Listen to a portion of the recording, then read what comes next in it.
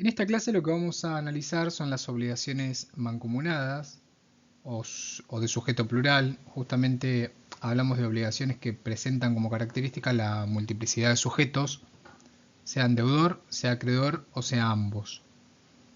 Esta, vuelvo a repetir, es la característica de las obligaciones mancomunadas. Y estas obligaciones mancomunadas las vamos a poder clasificar en disyuntivas o conjuntivas. ¿Cuál es la diferencia? En las obligaciones disyuntivas, los sujetos se vinculan por la conjunción o. Es decir, que los sujetos se excluyen, cualquiera, vuelvo a repetir, sea el lado del que estemos hablando, sean deudores o sean acreedores. Es decir, que por ejemplo diríamos A o B, ¿sí? Deudores o acreedores. Ellos se excluyen de la relación jurídica obligacional, a diferencia de las obligaciones conjuntivas en las cuales los sujetos son concurrentes los unos con los otros. Y esto sucede porque acá se vinculan por la conjunción y, de modo tal que concurren, como si dijésemos A y B. Volviendo al tema de las obligaciones disyuntivas en las cuales los sujetos se excluyen, ellos se vinculan por la conjunción o, que es diferente de decir que estamos hablando de una obligación conjuntiva, ¿sí? Que quede claro esa diferenciación. Entonces, de modo tal que una vez que se determina quién es el deudor o quién es el acreedor, los demás quedan eliminados del nexo obligacional con retroactividad al tiempo del nacimiento de la obligación, como si nunca hubiesen sido deudores o acreedores. Esta justamente es la característica de las obligaciones disyuntivas, que seguidamente las analizaremos. Ahora, volviendo al análisis de las conjuntivas, en las cuales los sujetos concurren, ¿sí? Porque se vinculan por la conjunción y, se van a poder clasificar en simplemente mancomunadas, solidarias y una nueva categoría que incorpora el Código Civil y Comercial, que son las concurrentes. Tanto las simplemente mancomunadas como las solidarias, a su vez, pueden ser divisibles o indivisibles. En cuanto a las concurrentes, es una nueva categoría que incorpora el Código Civil y Comercial. Si bien posee elementos de las obligaciones solidarias, también presentan algunas diferencias, que después lo vamos a ver, pero básicamente lo que tiene que ver es con que la responsabilidad que tienen los diferentes sujetos ya no tiene la misma causa, sino que su responsabilidad recae en causas diferentes.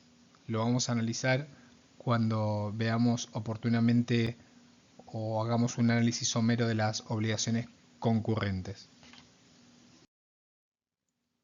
En este tipo de obligaciones disyuntivas, lo que resulta trascendente o relevante es la elección, es decir, la elección de cuál de los sujetos, sean deudores o sean acreedores, va a ser el elegido para efectuar el pago o para recibirlo. Por eso es que se hace esta diferenciación entre la disyunción pasiva y la disyunción activa.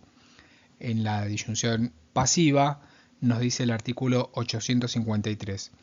Si la obligación debe ser cumplida por uno de varios sujetos, excepto estipulación en contrario, el acreedor es quien elige cuál de ellos debe realizar el pago. Entonces, este es el principio.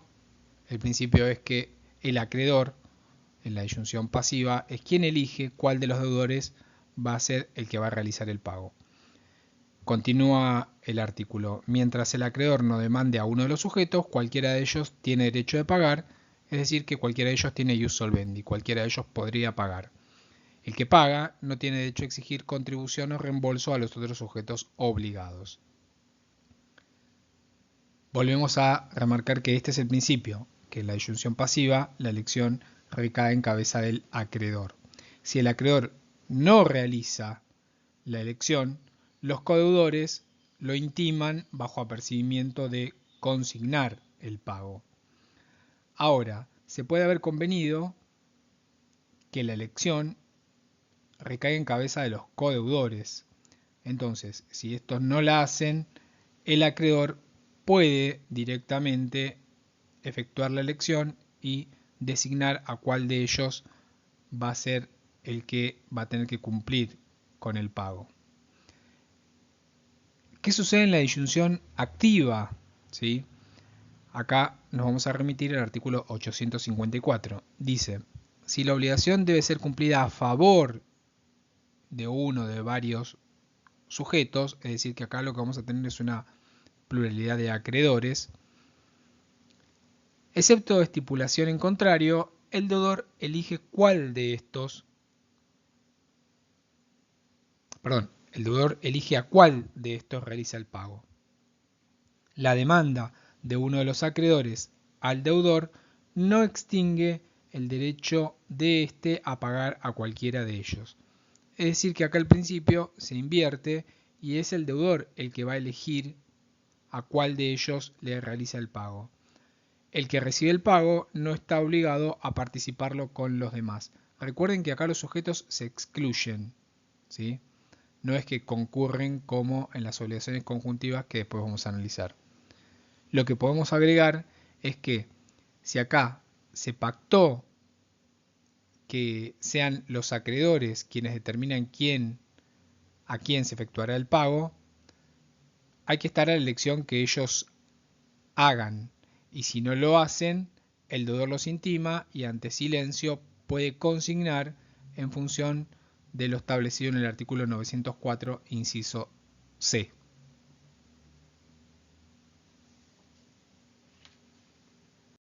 Ahora sí vamos a hablar de las obligaciones conjuntivas, es decir, aquellas en las cuales los sujetos concurren, se encuentran vinculados por la conjunción y. Entonces vamos a hablar Pedro y Juan van a ser deudores o Pedro y Juan van a ser acreedores. Y entonces vamos a hablar de las obligaciones mancomunadas. Ya dijimos que son aquellas que se caracterizan por la pluralidad de sujetos. Por eso justamente son obligaciones de sujeto plural. Esta pluralidad de sujetos puede ser de manera separada, es decir, que tengamos un acreedor y varios deudores, o a la inversa, o también puede ser simultánea esa pluralidad, es decir, varios acreedores y varios deudores en una misma obligación. ¿Cuáles son los caracteres que presentan las obligaciones mancomunadas? Bueno, ya dijimos la pluralidad de sujetos, que a su vez puede ser originaria o puede ser derivada. Es decir, va a ser originaria cuando varios sujetos se obligan en un contrato y derivada cuando esa pluralidad deviene con posterioridad al nacimiento de la obligación. Por ejemplo, frente a la muerte de alguno de los sujetos, lo suceden sus herederos. Recuerden que los herederos suceden a la persona del causante tanto en sus créditos como en sus deudas. Es decir, que si teníamos originariamente un deudor y un acreedor y ese deudor fallece y deja dos herederos, bueno, estos coherederos van a pasar a ser codeudores frente a un acreedor común. Entonces acá se va a generar esta pluralidad de sujetos. Otro de los caracteres es la unidad de prestación, es decir, que concurren los sujetos en función de una única prestación. Lo mismo sucede que la unidad de la causa, por ejemplo, A y B deben 100.000 como precio de un contrato de compraventa. ¿Sí? Esta va a ser la causa que da origen a la prestación. Y la otra característica que va a tener las obligaciones mancomunadas es que hay una pluralidad de vínculos. ¿Qué quiere decir esto? Que existen tantos vínculos como sujetos, deudores y acreedores existan. Y como ven acá en la pantalla, estas obligaciones mancomunadas se van a clasificar en simplemente mancomunadas, solidarias y concurrentes, que ya habíamos dicho, esta denominación de obligaciones ha sido incorporada en el Código Civil y Comercial. Antes, en el Código de Vélez, no teníamos esta clasificación de obligaciones concurrentes. Dentro de la clasificación de las obligaciones mancomunadas dijimos que estaban las obligaciones simplemente mancomunadas. Ellas están definidas en el artículo 825 del Código Civil y Comercial, que nos dice: la obligación simplemente mancomunada es aquella en la que el crédito o la deuda se fracciona en tantas relaciones particulares independientes entre sí como acreedores o deudores haya. Las cuotas respectivas se consideran deudas o créditos distintos los unos de los otros. Entonces, ¿cuál es la característica de las obligaciones simplemente mancomunadas? El fraccionamiento del crédito o la deuda de acuerdo con la pluralidad de sujetos que integran la obligación. De modo tal que cada uno de ellos solamente va a ser deudor de su cuota parte en la deuda o solamente va a ser acreedor de su cuota parte en el crédito. Dentro de las características, más allá de las características generales que vimos en las obligaciones mancomunadas, presentan características particulares y ellas son el fraccionamiento tanto del crédito de la deuda y también la pluralidad de vínculos. Pero estos vínculos son independientes los unos de los otros, de tal manera que generan relaciones independientes, como vemos en el gráfico que está en la pantalla.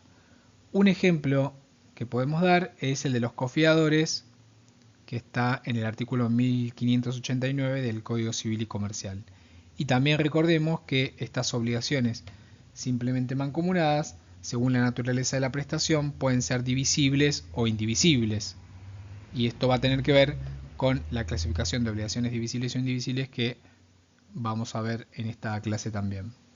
Por ejemplo, A y E deben 200 pesos, esto es divisible, o deben un automóvil, que es indivisible, no admite cumplimiento parcial.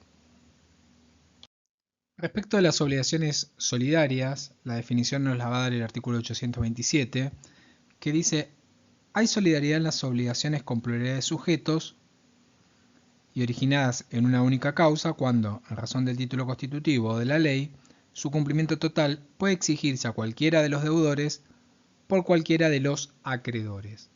Entonces, esta es la característica de las obligaciones solidarias, a diferencia de las obligaciones simplemente mancomunadas, en las cuales solamente se le puede reclamar al deudor su cuota parte en la deuda y los coacreedores solamente pueden percibir su cuota parte en el crédito.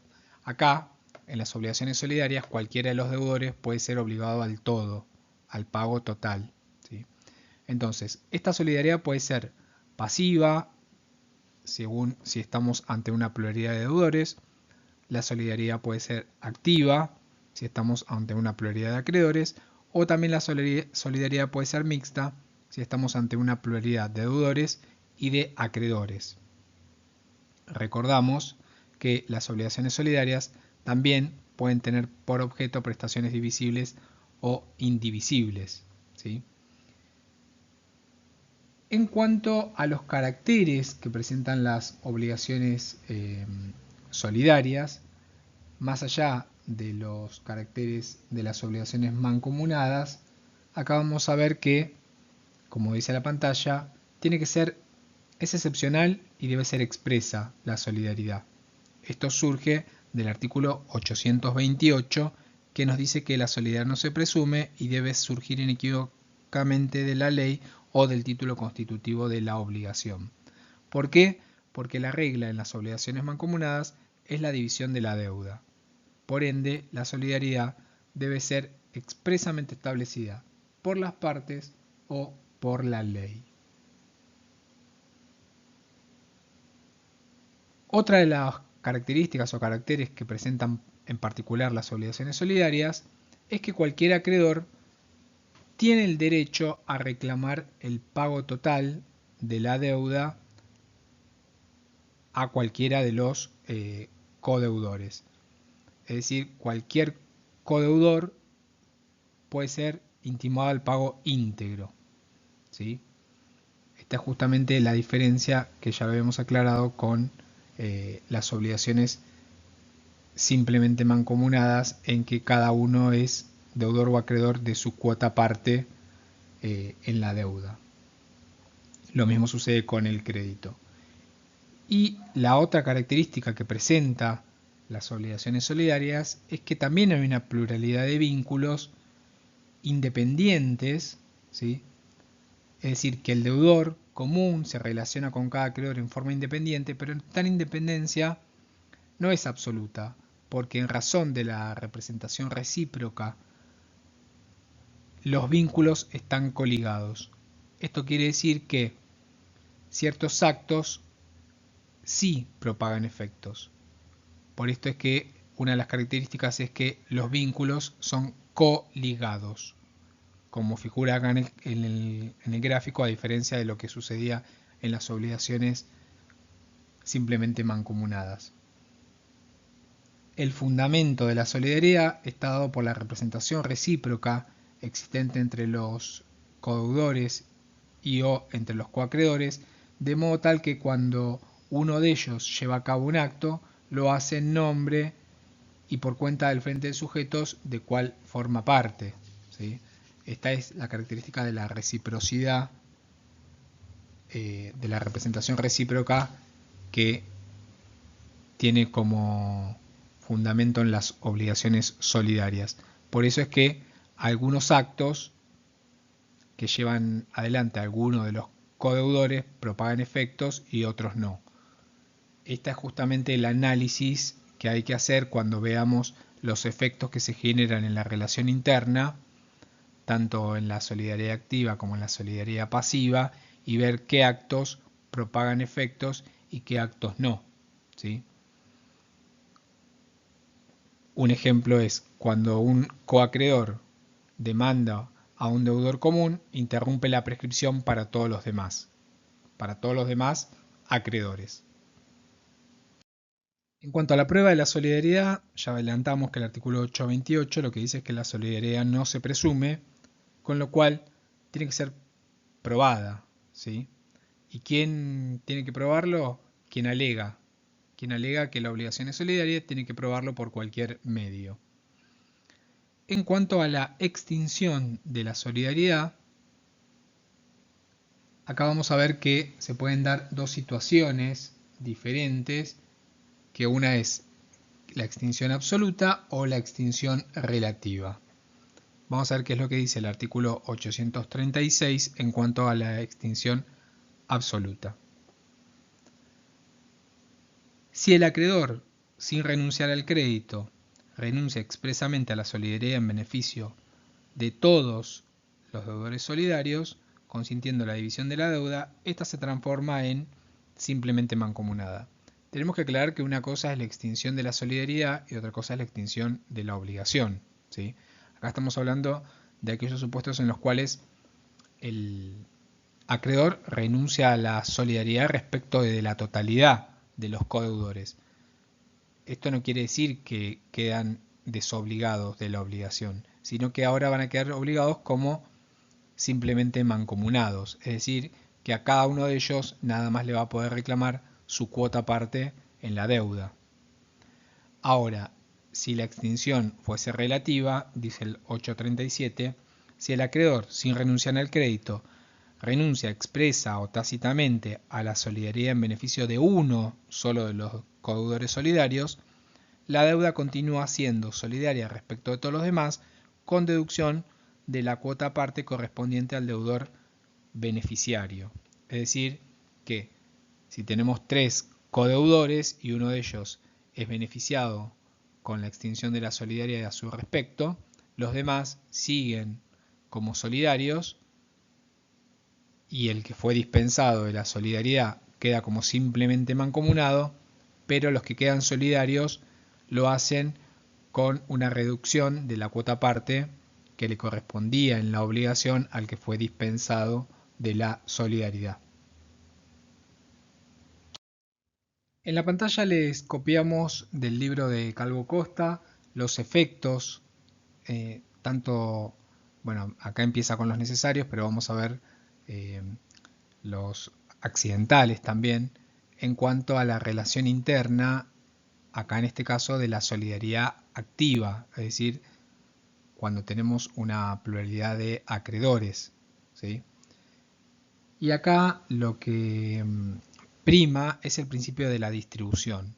Este principio lo que va a asentar es que cuando el crédito es recibido por uno de los coacreedores, este es responsable ante los demás coacreedores por la parte que a ellos les corresponde, es decir, que tiene que distribuir lo que recibió en exceso de su cuota parte. Esto es básicamente el principio de la distribución del artículo 847, también denominado principio de participación, ¿sí? Acá les pusimos el artículo para que ustedes vean las diferentes situaciones que se pueden llegar a suscitar en esa relación interna. Acá en la pantalla lo que vamos a ver es cómo operan los modos de extinción en esa relación interna entre los acreedores. Por ejemplo, que cuando el deudor efectúa el pago, bueno, se extingue la obligación, es decir, que ese pago propaga sus efectos. Cuando el pago lo recibe uno solo de los acreedores, el deudor se libera de la obligación. Bueno, lo mismo como operan los diferentes modos de extinción como la confusión, la novación, la transacción, ¿sí? Etcétera. Podemos ver acá los efectos accidentales en la solidaridad activa. Tienen que ver con todas las circunstancias que se pueden suscitar y analizar en cada caso cuál de estos efectos propaga o genera algún tipo de repercusión en los demás coacreedores. Por ejemplo, la mora de uno de los coacreedores también afecta a los demás. La interrupción de la prescripción sucede lo mismo. Bueno, diferentes circunstancias que se van a suscitar cuando actúa uno en representación de los demás. En la solidaridad pasiva, en donde vamos a tener una pluralidad de sujetos pasivos, es decir, una pluralidad de deudores, en cuanto a los efectos necesarios, también hay un principio que los va a regir, que es el principio de la contribución. Es decir, que cuando uno de los codeudores paga la totalidad de la deuda, los demás tienen que contribuir por su cuota parte, ¿sí?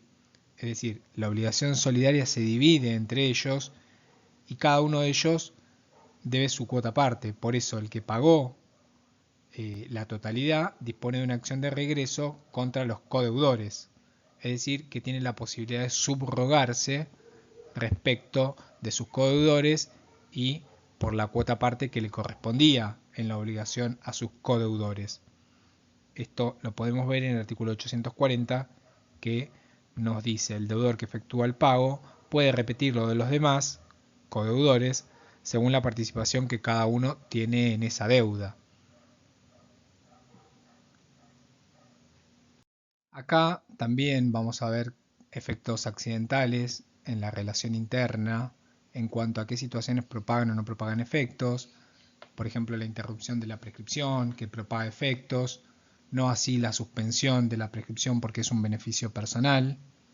Es decir, que cuando fue suspendida con relación a uno de los coacreedores solidarios, los otros no son admitidos para prevalerse de esa suspensión.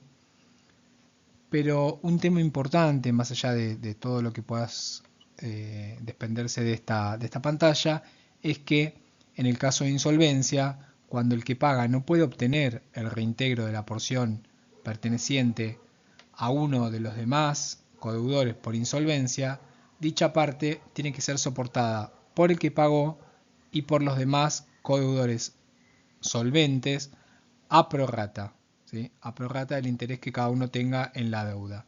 Es decir, que la insolvencia de los codeudores no va a perjudicar al acreedor común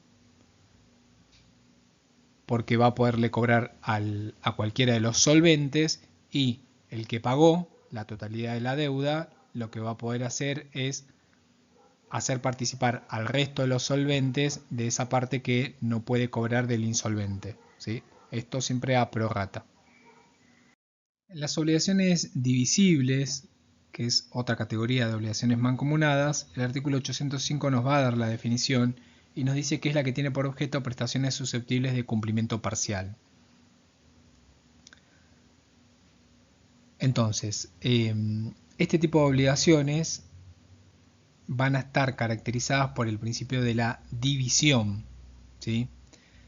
Sin embargo, para que la división sea relevante, necesariamente tiene que haber más de un deudor o más de un acreedor, porque si ambos sujetos son singulares, a pesar de que la prestación pueda ser fraccionable, no juega justamente el principio de la división.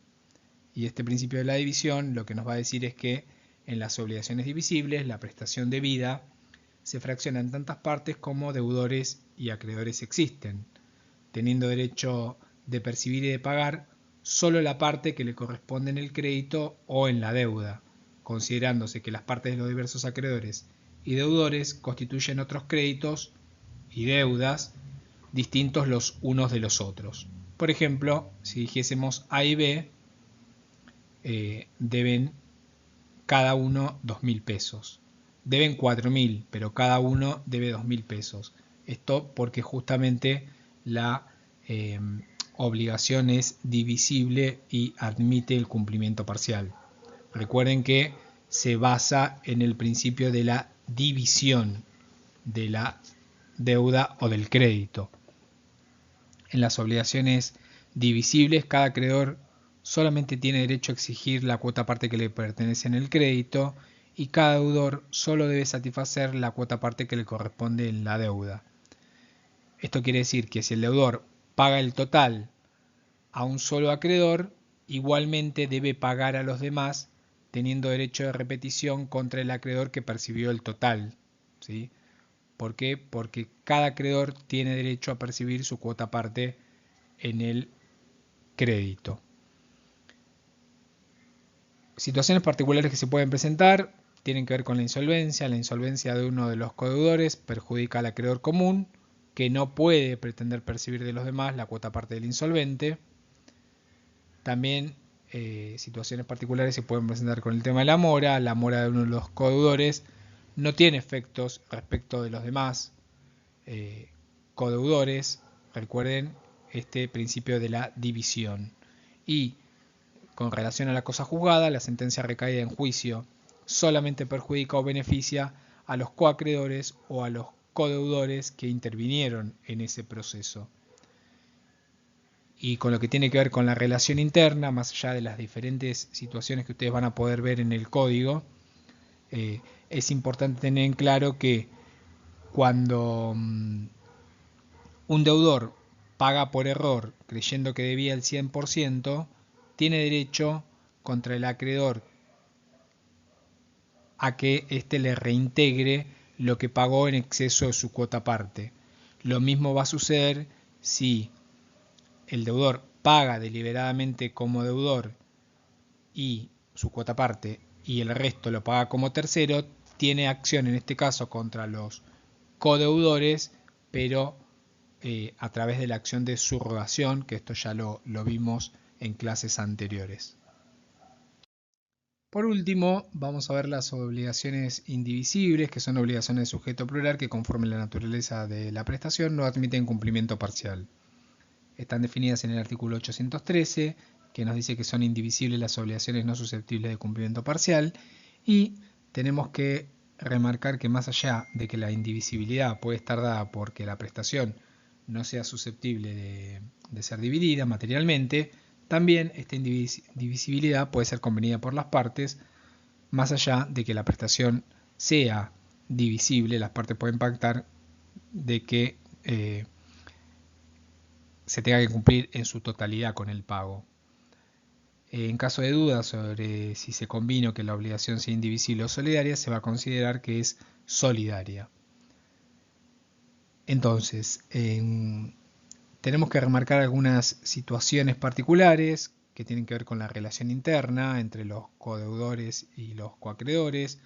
Cada uno de los codeudores está obligado al pago íntegro de la deuda y cada uno de los coacreedores tiene derecho al cobro total del crédito. Y cualquiera de los acreedores puede exigir de cada uno de los codeudores el pago íntegro. Ahora bien, el pago por uno de los codeudores propaga sus efectos, cancelando la obligación para todos los demás. En caso de insolvencia de uno de los codeudores, esto va a perjudicar al resto de los codeudores y no así al acreedor común, que ya dijimos puede exigir a cualquiera el pago íntegro de la obligación.